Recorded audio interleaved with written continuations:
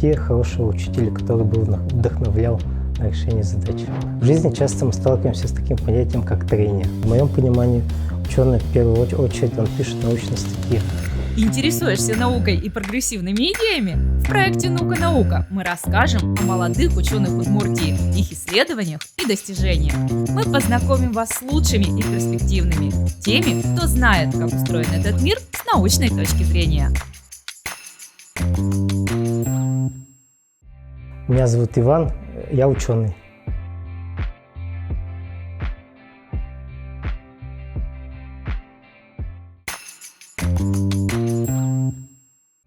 Когда учились в классе 10, надо было определяться какой-то с профессией, куда все-таки поступать. Вот. И тут, в принципе, появился интерес к физике, к науке. Вот таким образом я сейчас поступил на физический факультет. А сейчас мы занимаемся динамическими системами, которые описывают различные приложения, в основном связанные с механикой. Например, у нас есть две тележки.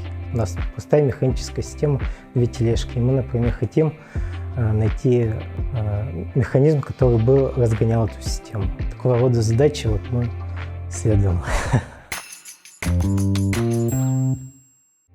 Мое утро начинается с того, что я прихожу в рабочий кабинет, сажусь за свое рабочее место, смотрю и читаю, какие появились новые публикации в моей области.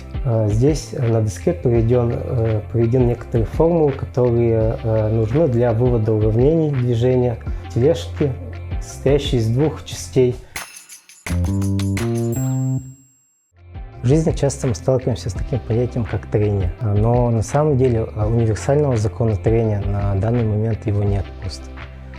И есть разные модели, которые описывают какую-то часть это вот области, где применимо трение. Универсального закона трения на данный момент нет.